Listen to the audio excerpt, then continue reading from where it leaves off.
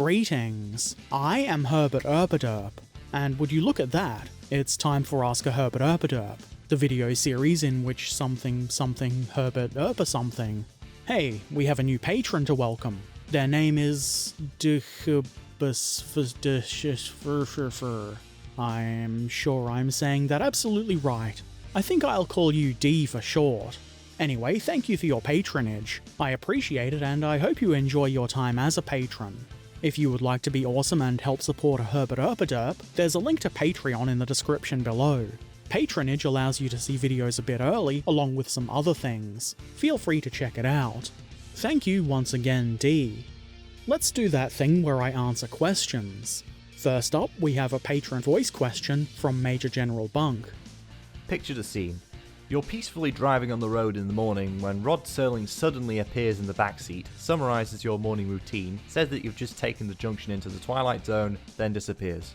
What do you do?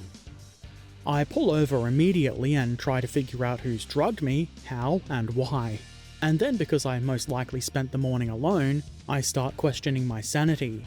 I might also yell at the strange man who's just appeared in my car, who I don't think I would immediately recognise as Rod Serling. I don't think I would handle it all that well, to be honest. What a wild thing to happen. I guess that would be a Twilight Zone thing, wouldn't it? It's not quite the Twilight Zone if it's regular and sensible and normal, is it? This was a good question. It gave me a chuckle, which is something I needed. And of course, don't forget, if you're a patron, and you also want to ask something with the power of your own voice, you may do so. And now, here are the text-based questions, starting with Discord. EP Art said, thoughts on the idea of a subgenre of vaporwave that takes samples of grindcore, death metal, thrash metal, and other extreme subgenres of heavy metal. Should we call it grindwave?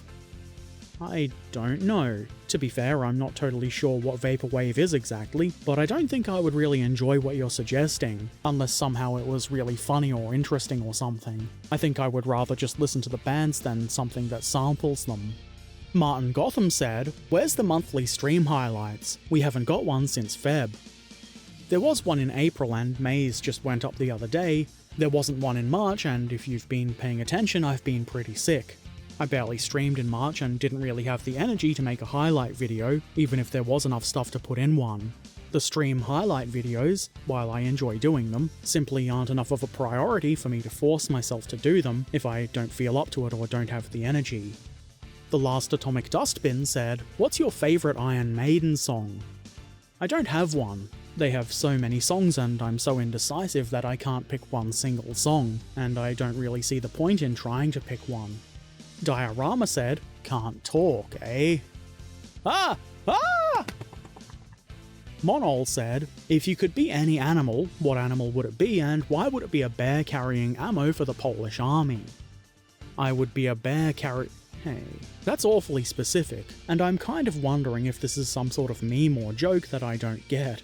Smoze said, do you hate the sound of your own voice, in the sense of hearing it play back on recordings? I used to, but it's something that I've become quite used to, and I guess that's because I've heard it so much for so long now. Not only do I hear it when I record voiceovers and edit videos, but also when I stream I can hear myself in my headphones, so that's a lot of hearing your own voice. I wouldn't say that I really like my voice, but at this point I'm used to hearing it, and I think I've gotten better at using it over the years as well. Happy Doggo said, is this you? Hey, why have you got to go giving away my secret identity like that? It's very rude. Smoze said, is there anything you're particularly looking forward to this year? Not really, not unless I've forgotten something, which I guess is entirely possible. Keck Tank said, have you or will you ever visit Bovington Tank Museum in the UK? I haven't been to Bovington or the UK before, but I would love to. The Tank Museum, unsurprisingly, is pretty high on the list of things that I would like to see at some point in my life. Doesn't seem like something that's going to happen in the near future, but I would like to go there. Digital Rocket said, how big is your pile of shame at the moment? And are there any models in there that you're planning to build in the near future? According to Scalemates, I have 89 kits. I know I've got more than that because there's a few that I couldn't find on Scalemates and therefore couldn't add, so that is quite the pile. I do, obviously, plan to build a bunch of them in the near future, otherwise I would have nothing to do on stream or make videos about. though at the moment, I've not really decided on what to build too far in the future. The things I'm currently working on are the Rubicon King Tiger, and I will finally be starting the Gecko A9 Cruiser at some point very soon as well. Also, I'm not really a fan of calling it a pile of shame. I'm not ashamed to have a whole bunch of kits, and I really enjoy having a lot of cool choices when it comes time to choose what I build next. The only real problem is how much space it all takes. Sneaky Zaku said, "Have you ever considered making a prop, as opposed to a model, be it a kit or just something kit-bashed for fun?" I have thought about it a few times in the past, and I would kind of like to have some Star Trek-related props. I saw a phaser rifle kit a while ago and was thinking about getting that, but it turned out to be a bit too expensive for me at the time. It's obviously not a priority, or I would have done something by now, but it is something I would like to do. I think I would prefer to build a kit, at least for the first prop I make, and it would be kind of silly to rule out things like kit bashing, but I think starting with a kit would be best. If anybody has any good, reasonably priced suggestions, I would be keen to hear them. EP Art said, "Thoughts on eBay's upcoming policy changes for June 15th?" I don't have any. I have no idea about any of eBay's policy changes, or their current policies for that matter, and I don't really have any interest in looking it up. I don't think I've used eBay more than once or twice in the last 10 years, so I don't think any of their policy changes are going to affect me. Inkhorn said, "You talk a lot about waffles in your videos, but you never mention pancakes. Do you have something against pancakes?" I do. Pancakes killed and ate my entire family. Martin Gotham said, "Would you build the new tool Tiger by Airfix?" I've got no plans to buy it, but I would probably build it if it showed up in the mail. Trekan Beluvic said, "Do you sing under the shower?" Not usually. I'm not a good singer by any stretch of the imagination, and I don't really feel a need to torture myself needlessly. I usually only sing if there's accompaniment. That way I can't hear myself as much. Musei said, "If you could only use one tool for modelling, what would it be?" I think the best answer for this is a knife. You can use it to remove parts from the sprue, clean them up, and probably a whole bunch of other things that aren't immediately jumping to mind. You can get a lot done with just a simple knife and some glue. I guess a problem arises if you consider glue a tool, and if so, you could either prepare your model but not glue it together, or glue it without any preparation. Neither of those really seem ideal. I'll stick with the knife, and we'll claim that glue is not a tool, just a consumable. EP Art said, "Should they have made these toys?" and shared some concept art of unmade 80s Transformer toys. I've never been a big fan of Transformers, so I don't really know a whole lot about them. These kind of look like weird half-Transformers. Maybe that's normal for Transformers, but it just looks odd to me. And I'm probably not the target audience for Transformer toys, I wouldn't be buying them. I'm sure there's a bunch of reasons why they didn't make these. Maybe reactions like mine that they're weird half-Transformers is one of them. Who knows? Trekan Beluvic said, "What was the best question you've ever been asked? Except for this one." Well, I can think of a few that are absolutely not appropriate for this video, and I guess you mean Ask A Herbert Erpaderp questions anyway. How about the previous question you asked? Yeah, that's the one. In the YouTube comment section of last month's Ask A Herbert Erpaderp, Mark Ferguson said, "From your voice I'm guessing you're feeling better.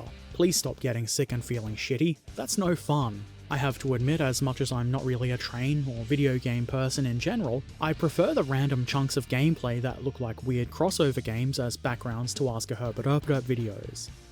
Overall, I think I have had more good or at least okay days than bad in the last month or so, but I have still been feeling pretty sick quite a lot. Fortunately, it's not really affecting the way my voice sounds, but sometimes I just have no energy or enough pain that it's hard to do anything. So while that makes me less productive, I can still get things done, which does actually make me feel a bit better. I would love to just stop being sick. That would be excellent. I did try, it just didn't work, somehow. I also prefer random gaming backgrounds for Ask A Herbert Erpaderp. It's good to have something visual, even if it isn't the focus or the most important or interesting thing. It's all local recordings from streams, and I usually save one especially for Ask A Herbert Erpaderp after I clip the highlights from it, but sometimes I forget and just delete it. In the case of last month, I just didn't have anything and couldn't be bothered playing a game or anything, because I discovered I didn't have any video pretty close towards the end of editing and just wanted to go to bed. This time I remembered though, probably. ePhoenix Art said, if Australia ever builds a nuclear power plant, where would be a good location for such a thing? I have no ideas for a specific location, and I have no interest in researching nuclear power plant locations, but what makes sense to me is somewhere away from major population centres or fault lines. I would say out in the desert, but then getting water for it might be an issue, because obviously it's a desert. I think really solar would be a much better choice in general. Yantima said, do you think that boycotting AK Interactive still makes sense? Sure, why wouldn't it? I found that they don't really offer any absolutely unique products that can't be found elsewhere, and in fact I started using a track wash that I like a lot more, just as an example that comes to mind. Their whole using atrocities and human suffering as an edgy advertising campaign and the "we're sorry you were offended by our edge" non-apology don't just go away because some time has passed. I really doubt AK Interactive cares at all, and probably a lot of other modelers don't care either, and it's not like I'm jumping up and down about it either, but the thing is, if I don't like a company or a person's actions or their marketing or whatever, I don't need to support them, and I feel like it reflects poorly on myself to do so. Last time I talked about this, I remember at least one person being all like, freedom of speech, but people who go on about that usually ignore the consequences part of saying things, and that's what this is. It's not a huge consequence for AK Interactive. I probably would never spend more than $1,000 with them over my life, but it is still a consequence. In the end, make your own choices, but I still don't feel like it's worth using AK Interactive stuff. And that's it for the questions this month. Let us now commence the portion of Ask A Herbert Erpaderp, where we look at some of the modelling that has been shared in the Discord community. First up, KekTank has shared this really nice looking Mitchell Mark II, aka B25. Herbert said as though he knows anything about planes and what they're called. That's just what was written there, but you don't need to know a whole lot for it to be obvious that this is a really nicely painted model. KekTank said that there were a few unlucky moments with this, but has clearly been able to recover from those for a great result. Recovering from the mistakes we make is an important part of the hobby, in my opinion, and in every aspect of life, I suppose. This plane is a 1/72nd scale kit from Airfix. Another model from KekTank, who has been more productive than usual it would seem, is this M3A1 that's been painted for Lend-Lease service. This is also obviously very nicely painted, and as KekTank mentions, the tools are done in the proper colours rather than having wood-coloured handles and such. Obviously people paint these in wood colours to add interest and break things up a bit, but this is the more realistic way to do things. All the little details inside this vehicle are amazing. It's like you see something new every time you look at it. Awesome work. Here's another plane. I guess this doesn't make sense since the previous model wasn't a plane, but whatever. This one is from Trekan Baluvic, and it's a Mosquito. This is the first of 6 for Trekan because one good Mosquito deserves 5 more, as the kids are always saying. This is a 200th scale plastic model from Warlord for the game Blood Red Skies. Like I said before, I might not know much about planes, but the Mosquito is one that I've always liked the look of. I think it's interesting, and this model has been nicely painted. It looks good and clean. Nice work. More nice work from Trekan are these Hetzers, which, as everybody knows, are Gunner Hetz. These look really good, and if you ask me, the camo scheme really suits the Hetzer. This is the 15mm scale plastic kit from Battlefront for Flames of War, and this really makes me want to get a box of them for myself. And let's just say Hetzer again, for those folk who get all upset when you call a Hetzer a Hetzer. Monol shared this glorious looking Panzer IV. I'm not totally sure of the maker of this kit, but I suspect that it's in 28mm scale. What matters is this looks really cool, as Panzer IVs tend to do. And it's been painted quite well indeed, as Monol tends to do. I did have to have a sensible chuckle when I noticed that the commander looks as though he's doing that DJ thing holding a headphone cup to his ear. Very nice work. Corned Beef shared this slightly out of the ordinary Abrams. Again, I'm not sure of the make or scale of the model, but I do like the fact that it doesn't have the side skirts. I don't really know much about Abrams, and I've got no idea if they can be spotted in the wild like that, but it looks interesting, and is definitely unusual, and that's the sort of thing I like. The stowage all over the turret adds a lot of interest, and the paint job is well done. Also, the Pussy Eater decal on the turret front reminds me of an Australian Centurion from the Vietnam War era. Nice work. Major General Bunk shared this Cruiser A34 Comet. This is painted in an unusual camo scheme. Comets are usually solid green. This is how the Comet in the Samoa Tank Museum is painted, and personally, I think it's a really interesting scheme. I believe this is an older kit, a Revell rebox of a Matchbox model, and I'm assuming that it's in 72nd scale. It doesn't look too bad, though those rubber band tracks are a bit janky, as rubber band tracks tend to be, but it's not bad and it's a nice paint job. Keep it up. Ratto shared this fellow, the Grand Wizard Grandalf, friend of the Halflings. This is for a Mordheim Halfling warband. I'm sure the Halflings appreciate having such a friend. The blue on the cape and hat are really striking here. I quite like it. And because everybody needs a sidekick, Ratto painted this Halfling Wizard. This fellow seems to be quite interested in fire, and that's fair. Fire is cool. Both of these figures are really nicely painted. Musei shared this scratch-built and kit-bashed 72nd scale model of the CSS Pioneer, which was a Confederate submarine built in 1862, which is obviously a really long time ago. You don't really think of submarines when you think of the 1800s. This is a really interesting looking vehicle, and it's great to see this kind of thing. It's made up of a bunch of stuff including battleship and aircraft parts, which is very resourceful. It's amazing what can be done with just bits and pieces. Excellent work. And that's it for the modelling this month. There's more and more awesome stuff being shared on Discord every day. Way too much to be shared here in a reasonable amount of time, so if you're not already a member there, do be sure to drop by and check it out. And if you don't already, why not share some of your own modelling work? That would be rad. As always, a very big thank you to everybody who shares their modelling adventures with us, everyone who asks questions, and those who simply watch my videos and hang out. And an extra big thank you to my patrons, the newest of which is this very sensible name. I may not be able to say what your name is because it's a series of letters. That's what all names are! You know what I mean. Anyway, I appreciate your support. Thank you. Ask A Herbert Erpaderp will return next month, so get your questions in. In the meantime, be excellent to each other, have a fantastic day, and thank you for watching. Farewell.